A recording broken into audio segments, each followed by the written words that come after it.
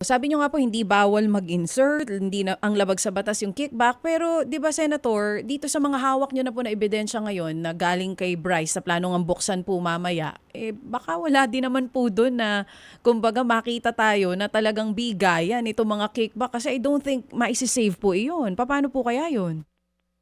Wala tayong magagawa kasi ano tayo bound tayo ng evidence. Kung walang ebidensya, kasi ang labag sa batas nga tulad ng sinabi ko, yung pagbibigay ng kickback, kailangan merong magpapatunay kasi may allegation siya. Pero that remains as an allegation until masuportahan niya to ng kaukulang ebidensya, maski ledger, notes na matagal niya nang ginawa o kaya maski basta't meron lang siya maipakita para masuportahan yung kanyang alegasyon. Oo. So pag meron tayo makita doon sa mga documents niya, ledger or even just simple notes or nakasave yan sa computer files na halimbawa halaga and then yung pangalan, posible na po ba agad yun magamit?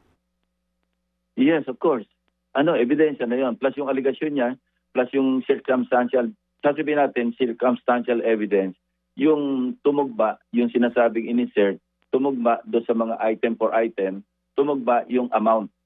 Pero yun lang ang magsusuporta do sa ebidensya na nagkaroon ng bribery, nagkaroon ng bayaran sa pagpapa-implementa ng proyekto. Pero pwede naman po yung itanggi ng mga babanggitin niyang pangalan. O sige, ako nag-insert niyan pero wala na akong kinalaman sa implementation ng proyekto.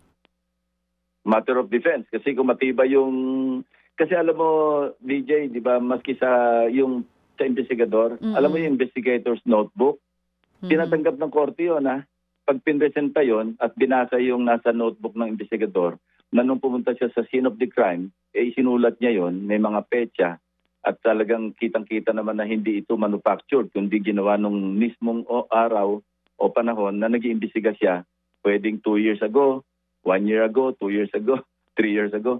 Basta't matibay at convincing yung kanyang notebook na ito'y ginawa nung siya'y nag-iimbestiga, panahon nag-iimbestiga. Matibay yun.